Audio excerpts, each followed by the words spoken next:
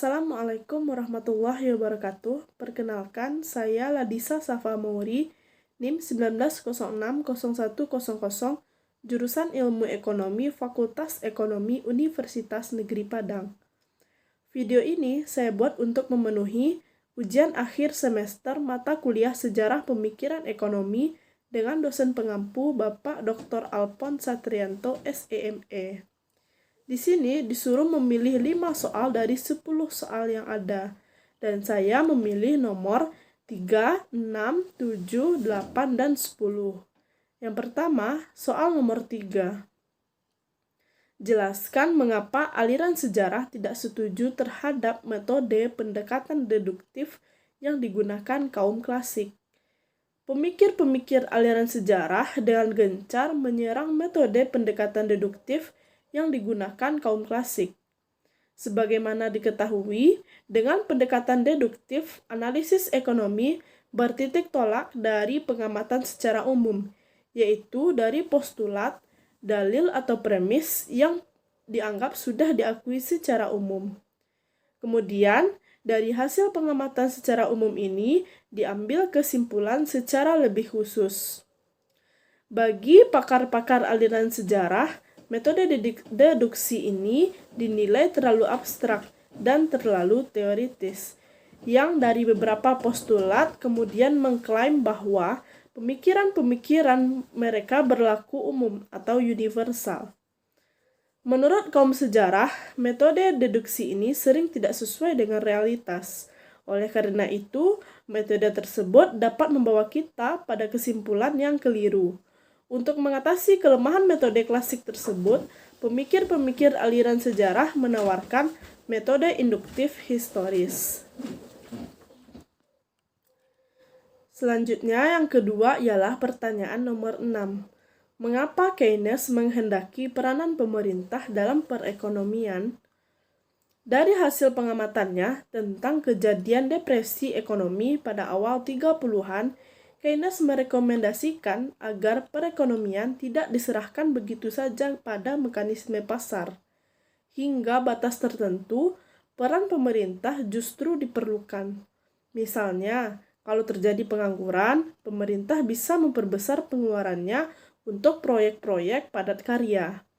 Dengan demikian, sebagian tenaga kerja yang menganggur dapat bekerja, yang akhirnya akan meningkatkan pendapatan masyarakat. Kalau harga-harga naik cepat, pemerintah bisa menarik jumlah uang beredar dengan mengenakan pajak yang lebih tinggi. Inflasi yang tak terkendali pun tidak sampai terjadi. Dalam situasi terjadi gerak gelombang kegiatan ekonomi, pemerintah dapat menjalankan kebijaksanaan pengelolaan pengeluaran dan pengendalian permintaan efektif dalam bentuk kontrasiklis dan atau antisiklis. Dari berbagai kebijaksanaan yang dapat diambil, Keynes lebih sering mengandalkan kebijaksanaan fiskal. Dengan kebijaksanaan fiskal, pemerintah bisa mempengaruhi jalannya perekonomian. Langkah itu dilakukan dengan menyuntikkan dana berupa pengeluaran pemerintah untuk proyek-proyek yang mampu menyerap tenaga kerja. Kebijaksanaan ini sangat ampuh dalam meningkatkan output dan memberantas pengangguran, terutama pada situasi saat sumber-sumber daya belum dimanfaatkan secara penuh. Selanjutnya, yang ketiga ialah pertanyaan nomor 7. Jelaskan kritikan aliran monetaris terhadap kebijaksanaan intervensi Keynesian. Ada beberapa pandangan Keynes yang tidak disukai pakar-pakar ekonomi. Pandangan itu antara lain tentang perlunya campur tangan pemerintah dalam mengarahkan dan membimbing perekonomian pada arah yang diinginkan. Kritik paling vokal datang dari pakar-pakar ekonomi neoklasik konservatif. Mereka dapat dibagi atas 2 golongan, yaitu golongan tua dan golongan muda. Dari golongan tua dapat disebutkan seperti Menger, Friedrich August von Hayek, dan Ludwig von Mises, Wilhelm Röpke, Lionel Robbins dari Inggris, dan semuanya mencela kebijaksanaan campur tangan pemerintah. Keynes sama kerasnya dengan celaan mereka terhadap paham sosialisme. Celaan paling keras datang dari kelompok yang menamakan dirinya libertarian. Mereka ini menempatkan kebebasan individu di atas segala-galanya. Mereka pun melihat bahwa intervensi pemerintah dalam bentuk apapun sebagai ancaman bagi kebebasan individu. Jika kecenderungan ke arah peningkatan pengawasan pemerintah tidak dikekang, mereka khawatir sebagai individu-individu orang akan berubah sekadar menjadi hamba bagi pemerintah. Dari golongan muda muncul Milton Friedman. Milton Friedman adalah pendukung berat perekonomian bebas. Pendapatnya berbeda dengan tokoh-tokoh tua libertarians yang sama sekali tidak menginginkan campur tangan pemerintah. Friedman melihat peran pemerintah dalam batas-batas tertentu justru diperlukan untuk menciptakan suatu perekonomian di mana pasar bebas dapat berfungsi lebih efektif. Disinilah letak peran penting pemerintah bagi Friedman, yaitu membantu menciptakan iklim perekonomian yang sehat. Jika iklim perekonomian sehat, pasar bebas akan dapat menjalankan fungsinya secara lebih efektif. Walaupun sedikit campur tangan pemerintah itu diperlukan, Friedman tidak menyukai terlalu banyak kebijaksanaan. Alasannya, terlalu banyak kebijaksanaan justru bisa menimbulkan berbagai kerugian. Selanjutnya, pertanyaan yang keempat yaitu nomor 8. Jelaskan pokok-pokok pemikiran dari aliran monetaris. Pokok-pokok pikiran aliran monetaris. Serangan Friedman terhadap pandangan Keynes telah mengurangi dominasi makroekonomi Keynesian dalam mempromosikan kebijaksanaan ekonomi pemerintah. Walaupun ajaran-ajaran Keynes pernah berhasil memecahkan masalah-masalah ekonomi yang dihadapi dengan berbagai kebijaksanaan jangka pendek, keberhasilannya tidak berlangsung lama. Berkali-kali, prediksi yang didasarkan pada ajaran Keynes meleset dan tidak berhasil memecahkan masalah stagnasi yang dihadapi ekonomi dunia setelah tahun 70-an. Apalagi dalam menyelesaikan masalah stagflasi, kebijaksanaan fiskal dan moneter Keynes boleh dikatakan lumpuh total atau tidak berfungsi sama sekali.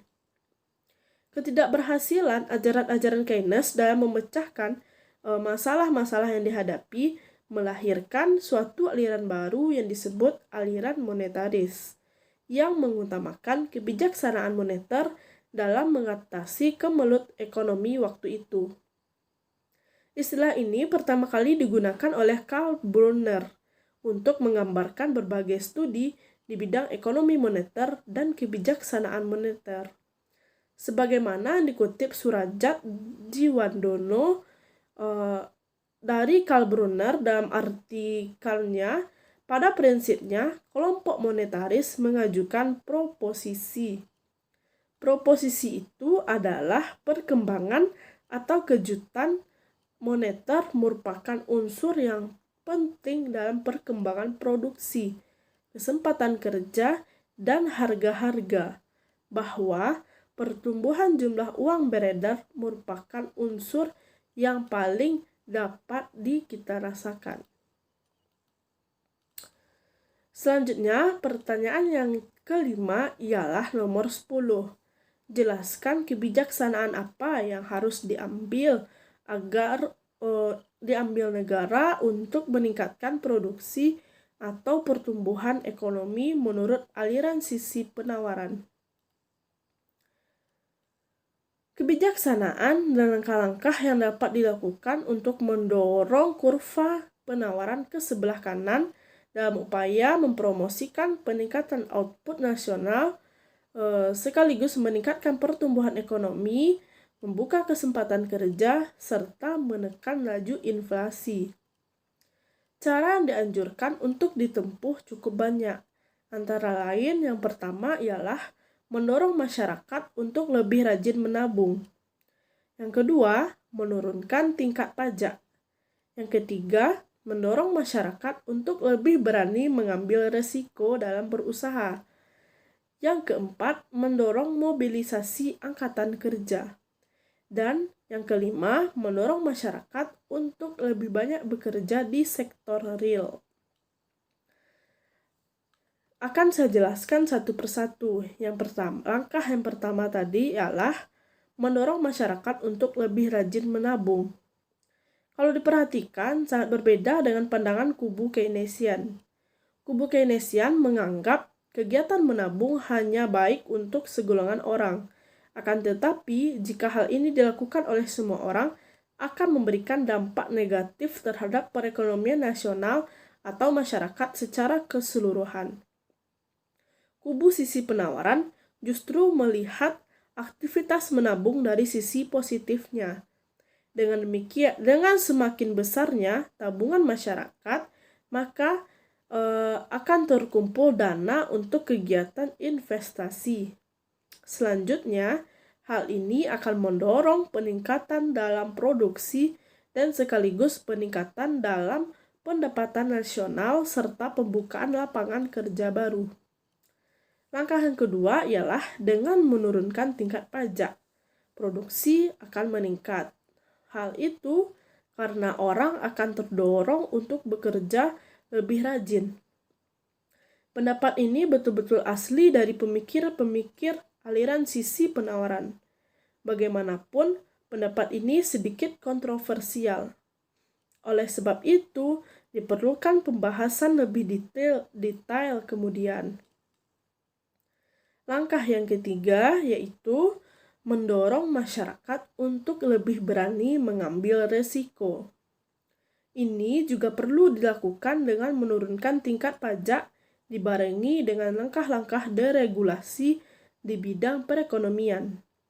Dengan cara ini, maka pengusaha-pengusaha akan lebih terdorong untuk melakukan investasi dan menggali inovasi serta temuan-temuan baru untuk meningkatkan produksi. Yang keempat yaitu mendorong mobilitas angkatan kerja. Hal itu dilakukan dengan menghentikan program-program bantuan sosial dari pemerintah, misalnya dengan mengurangi bantuan pangan atau food stamps, atau bantuan-bantuan daerah-daerah miskin dan sejenisnya. Dengan dikuranginya program-program bantuan sosial, orang akan terpaksa mencari kerja di lapangan atau daerah lain yang lebih menjanjikan masa depan yang lebih baik. Langkah ini oleh sebagian orang dinilai terlalu dingin atau kurang berperi kemanusiaan. Sebaliknya, pakar aliran sisi penawaran yakin hasilnya dijamin lebih efektif dalam usaha mengatasi kemiskinan.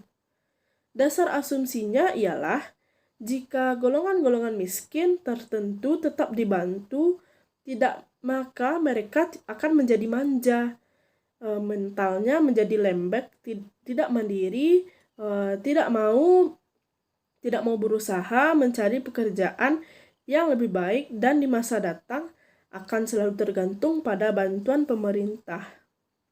Langkah yang terlalu dingin seperti ini tentu akan menimbulkan debat hangat di berbagai kalangan, baik di kalangan ekonom maupun politisi, apalagi politikus. Begitu pula jika dianjurkan di Indonesia, terutama dengan hangat-hangatnya program Inpres Desa Miskin dalam upaya mengentaskan kemiskinan dari bumi Indonesia. Langkah yang kelima ialah untuk mendorong masyarakat untuk lebih banyak bekerja di sektor real, yaitu mengarahkan masyarakat untuk lebih banyak bekerja di sektor-sektor atau bidang usaha yang betul-betul tampak hasilnya dalam peningkatan output nasional. Perluasan lapangan pekerjaan di bidang-bidang sosial seperti hukum, sosial, antropologi, keguruan, dan bahkan ekonomi serta akuntansi tidak begitu dianjurkan.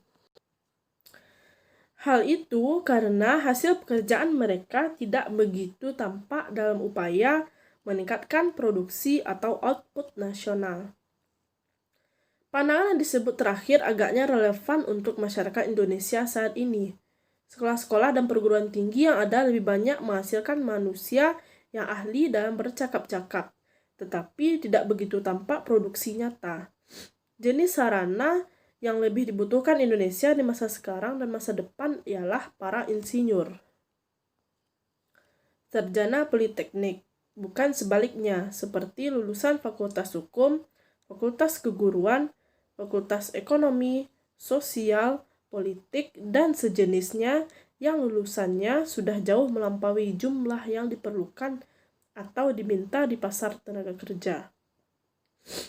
Dari berbagai langkah yang disebutkan tadi, langkah yang paling disukai dan sering diidentikan dengan ajaran sisi penawaran ialah langkah yang kedua, yaitu lewat program pemotongan pajak.